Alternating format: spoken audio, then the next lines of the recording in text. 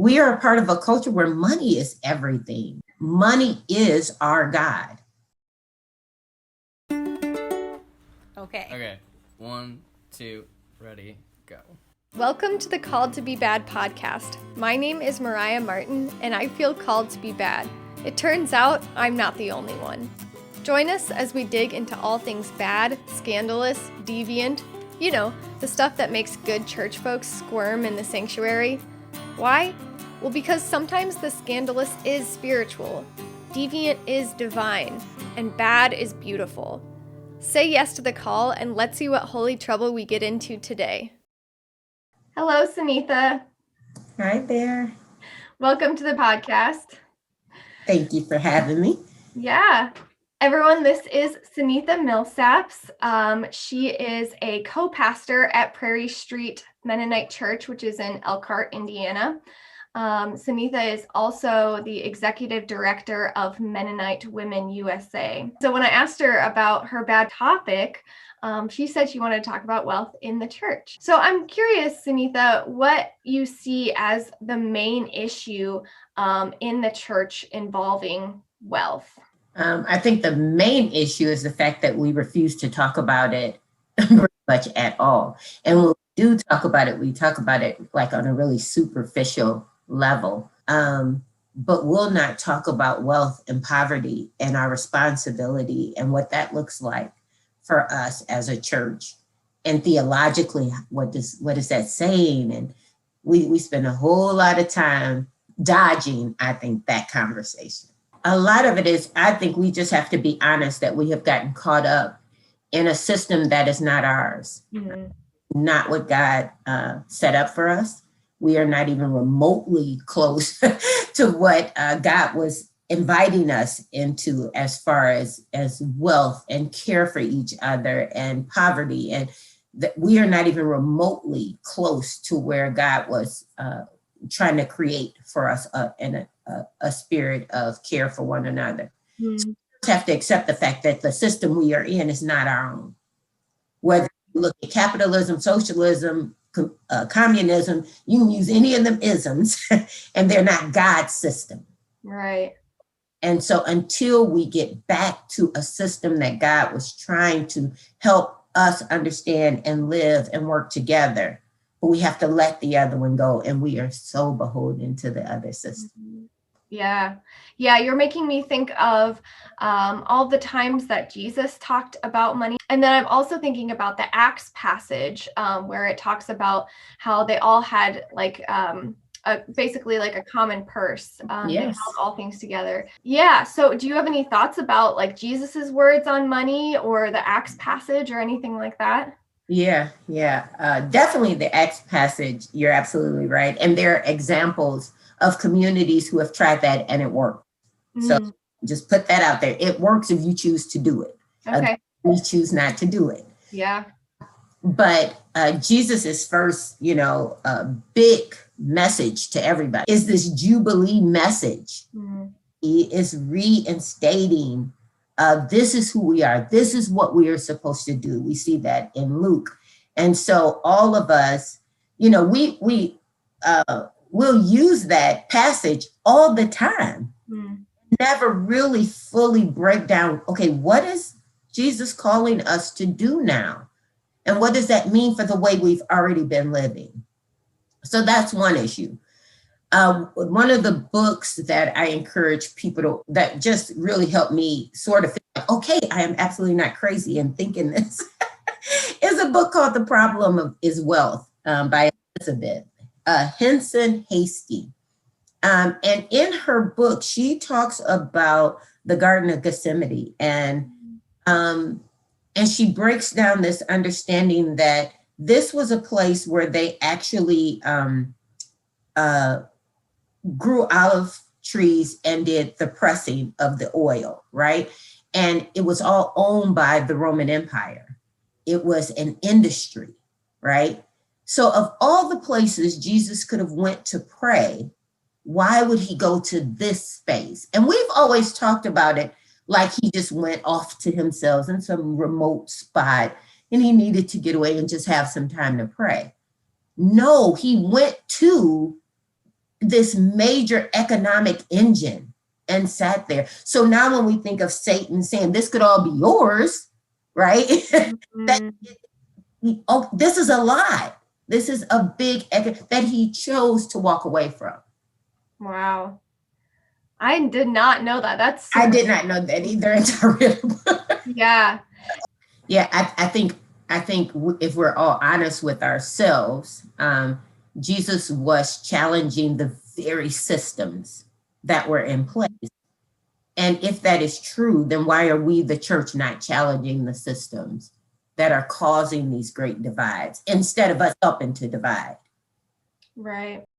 Hello, beloved baddies. A quick break to tell you that this episode is sponsored by the Center for Art, Humor, and Soul, a nonprofit that supports and amplifies the voices of edgewalkers through art that catalyzes change, laughter that brings us together, and soul awakening to the creative spark within us.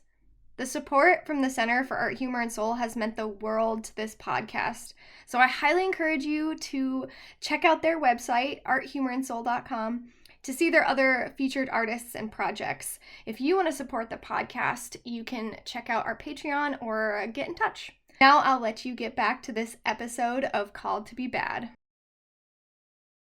So why do you think it is so hard for us as people, as churches, to talk about money? Well, a lot of it, I think, is cultural. We were taught that these are things you don't talk about, right? But I think the biggest part of that is it's part of a colonizing mindset where those that have want to continue to have. And so we don't talk a whole lot about how we arrive at this. So we set these artificial sort of parameters around what actually is happening so people don't dig deep and really see what is happening. Part of it is a part of a huge lie that we've all been bought into. And the church is culpable and has also married itself with nation, the systems, whether it's capitalism, whether it's politics, whether we have just sort of married ourselves in there and we call it theology and it's not theology. Yeah. Yeah, that you're reminding me a little bit of something that my therapist likes to say. And she'll say that when people react to stress, they often react in one of two ways. They either move to connect or they move to protect. Mm-hmm. And I think when we're stressed, like when the economy is stressed, when, there's national disasters, when a pandemic hits, it is very telling whether we move financially to connect with one another, kind of, in the Acts passage, or if we move to protect our own funds, our own family. Okay. And she wasn't saying, one is bad and one is good. It's just information. It's just something worth noticing. Okay, when our church is in stress, do we try to protect our own? Do we try to connect with one another? So yes. There's something there. Great example. And that's a great example. Yeah. Yeah. She's a smart woman, my therapist. Yeah. So how do you think our view of money affects how we treat one another and maybe even how we think of God? It's crazy. You would think we would know better, and we don't. We are a part of a culture where money is everything. And how we view ourselves, how we view the world around us are through these lens of what we have and don't have. You worked hard enough, you'll have all these material things and you'll be really good at saving money and you'll have this great credit. And this all has to do with money, right? And if you don't have these things, then you were probably a poor steward and you didn't do a really good job. And we never talk about the systems that actually put these things in place. Right. Money is our God. And we refuse to accept that to be our truth. I think of it like this, that money is our God and God is this like a lieutenant. So money is the driving factor of it all. And then we use God to keep everybody in order. We keep God to say, all right, because God said this, you have to do it this way and this way. But we really don't have God at the top. Money is actually at the top. All right. that also reminds me of the whole kind of prosperity gospel that, even if Mennonite theology doesn't necessarily, spew prosperity gospel, it's still in the water almost. You better believe it. This idea that if you are a good Christian, if you pray hard enough, if you work hard enough, it's kind of caught up in the American dream also. Yes. Like if you have enough grit, if you have enough hustle, then God will give you all of these blessings. It's almost like the idea of manifesting. Like if you put it out to the universe or to God, God will bring it in your life. I just watched a TikTok on this, and the person talking about it was like, no, you can't do both. You can't say that God blessed you with this and then are silent about all the people who don't have mansions.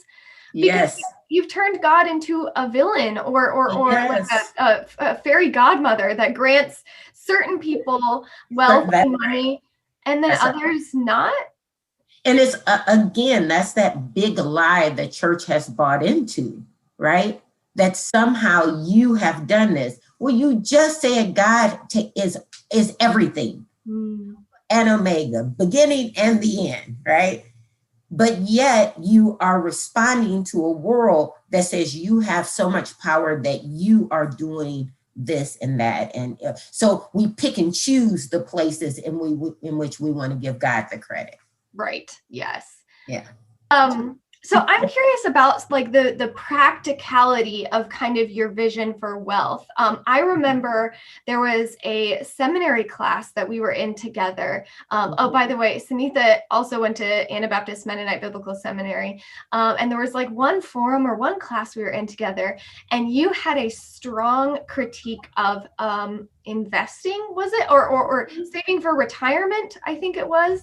And my mind was blown because, and those words have stuck with me and haunted me because I remember, and correct me if I'm wrong, but what I remember is you saying, why are we saving all of this money for an unknown future when people in our community are having a hard time putting food on the table, paying rent? Why are we saving up? Why do we have millions at Everence, which is kind of the Mennonite bank? Is that a... Yeah, that's our money. It is all of our money.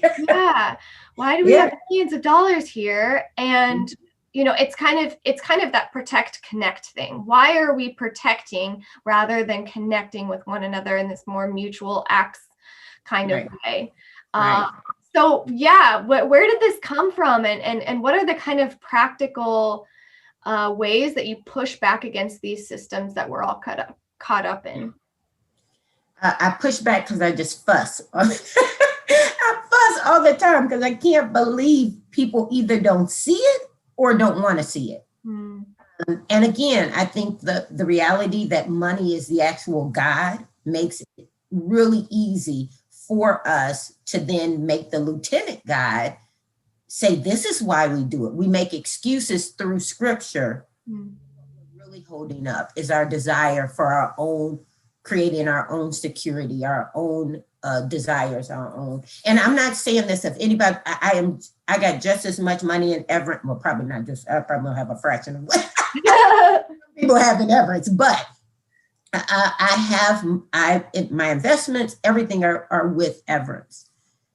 So I am speaking of myself when all of us are caught up somehow in this mess. My problem, though, more than anything, is the fact that we just refuse to try to find another way.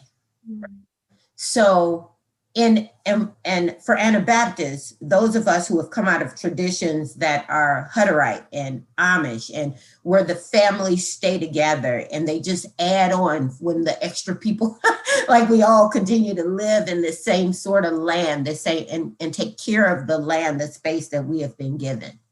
That's what we know. And somehow we've bought into, well, I'm going to save all my money and I'm going to have my own house. And then my kids are going to have their own house and my grandkids are going to have their own house. And before you know it, as a family, we own 5 to 7 houses, right? If we put all that wealth together, what could we actually do to help others and share in this?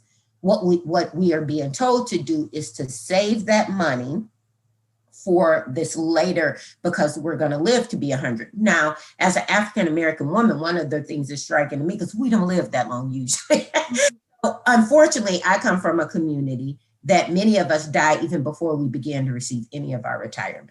Even if we make it, many of us make it to retirement, the money we have saved isn't enough really for us to have this really comfortable lifestyle. We just barely getting by and able to pay the basic bills. And if we're lucky, if we paid off a house in that time. So the church, especially the Mennonite church, is only seeing itself and not what and how these retirement investments and stuff affect everybody. They only see how it affects them. I have a big problem with that, because we're not having real conversations about how that works for everybody. The other thing is, to me, it's our lack of understanding of how we are responsible for one another, even in our own family, right? So I'm saving all of this money for some future possibility when my neighbor and many times my own family could use support and help. And I would invite all young people right now, those of us who are caught up with thousands and thousands upon $1,000 in student loans from trying to get education. Think about all that money that is sitting, and as families, think about all that money that is sitting there that could have paid these loans off. Like our system is really backwards. The church has just walked into it, said it's okay, this is how we do it, without asking any questions about, isn't there a better way for us to handle this? Right. And then that's a better way. Yeah, there is a better way. I like that kind of creative reimagining what our economy could look like, both like in and outside of the church. And just like asking those questions, why is it the way it is? I've also heard strong critiques of generational wealth being passed as like, this is something that someone worked really hard for, when they were handed that money, or stole it. Exactly. The earning the money was at what cost was that money earned? And often it's the literal bodies of Black and brown people. Right. One of the other books that's on that list is Decolonizing Wealth. It's wisdom to heal the divides and restore balance. That book is phenomenal. He critiques the actual investment systems themselves. He is a part of it. And he said he was like 15 years in and watching it and was like, okay, this is really upside down. This makes absolutely no sense. Right. But he had to get inside to really understand what was going on. And then marrying that with his culture, his history, his understanding as an Indigenous person of the land. So do you have any sort of vision for what the church could look like if we changed how we viewed and treated money or wealth? I think the reality of our times, unless you're a mega church, but in the Mennonite church, many of us are 40 to 50 people strong these days, right? I have a vision of the house church again. We come together, and then overhead is small because we come together in homes. We collect our tithe, whatever that may be. If you are able to give more, and those that have to give less, give less. And that group, as we sit there, take that tithe and take care of the things that we're supposed to be. Now, make no mistake, the reality was back when the tithe was set up was for the Levite to be taken care of, because the Levites were not supposed to, they were supposed to take care of the rituals. They were supposed to make sure the poor were receiving, the widow was receiving what they needed for their care. So everybody bought the tithe to the storehouse. The Levite was the one that distributed and helped distribute that. So the understanding is the management of that has to be done. But my thought is because we're small enough, we all come together and we listen, enjoy our meal together. We listen to the word together. We sing together. Then we collect the tithe, and then we say, who among us is in need, or who among us in our community do we know that needs services and help? Somebody might say, well, I'm actually good right now, but I do know a lady that I work with, and her mother just had a stroke, and she had to move her into her house, and she was just saying this big struggle. Maybe we could take our tithe to her and her family this week. And next week, it may be, well, we have 3 or 4 different possibilities. Let's split it up against these 4 different people, and different people are going to take this around. The need might be within the community. The need might be outside of the community. But it is an intentional thing of where we're honestly paying attention to what's happening around us. Right. It may be that we have to send money to a family in Mexico. It doesn't matter, where we see that need and what the Spirit is telling us to do with our tithe. And it's not caught up in our buildings. Our problems now is all of our tithe are paying for us to keep these buildings and pay, and I'm a pastor, right? So pastors and our salaries and our insurance and our, like, that's where all of our money goes. I would question churches to ask themselves, 50% of all of our money has to go out. So how do we manage with what's left? Yeah. Right? Like our church, my understanding, the church on Prairie Street at one time had 400 members. It's a big church with a lot of space. Okay, well, we're a fraction of that now. We don't still need that massive building, but yet we keep trying to maintain this massive building. Our brain cells tell us, but this is ours. Right. Our responsibility. This is, no, who we are as a church could meet in the parking lot, right? Building should not be that hold. You ask a church to give up their building for any reason. It'll take 5 years to discuss whether they know they actually need the space or don't need the space. Yes, that is so true. Oh my goodness. I tell you, I'll give you one that'll hit us all directly in the face, especially for Mennonites. All of these churches and Mennonite organizations that have solar panels, right? So we have, and it's great because solar panels are really important and it's environmentally healthy and all that kind of stuff. And it'll save us on these particular bills, right? If we have the money to buy solar panels, why wouldn't we use that money for solar panels on people's homes who can barely pay their electricity? Because we can pay ours. So I'm not saying solar panels are wrong. I'm saying we're giving it to ourselves. Yep. We really are trying to help a society, right? We can pay our bill, right? And we can afford to buy these thousands of dollars solar panels, right? So take the solar panels and how many houses can you put those solar panels on and help people go from $150 a month for an electric bill to $30 a month for an electric bill? Yep. I think we all have to be honest with ourselves. Where are we on the journey and what are we doing to try to do better than what we have done and what has been handed down to us as theology and God's way that really isn't?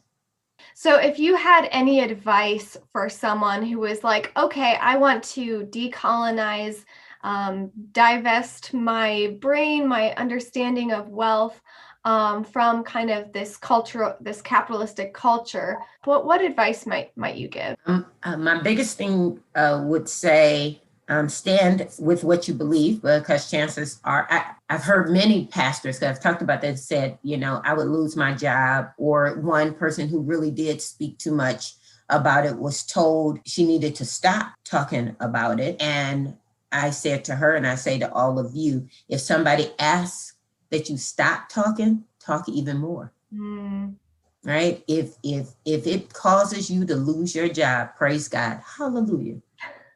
Right? So the fact that because what I am saying is I'm trying to speak truth to a power that is hurting all of us. Even the people who hold all the wealth are hurting. So I would say, especially to the pastors, keep speaking about it, keep encouraging people to look to families and reestablish a very good community, family and community system, that we look to take care of each other. And I don't have to save all my money to some future day. We can use the money right now, live a comfortable life right now. And if I get sick or if I get old and can no longer work, you will take care of me in that space. Yeah. Thank you for that. Well, we often end the podcast with a blessing, where I bless you and the listeners and the viewers. So would it be okay if I blessed you? Sure. Thank you. Mm-hmm.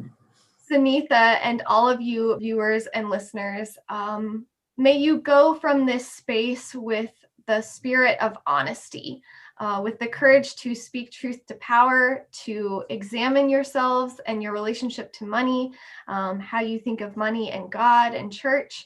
And may you go and turn some tables and rock the boat and keep talking even when you're told to be silent. Amen. Amen. Thank you so much. It's great hanging out with you and doing this. Blessings to you on this podcast as well. Of course. Thank you, Cyneatha. That's all for this episode of Called to Be Bad. Keep being your bad, beautiful selves, and I will see you next time.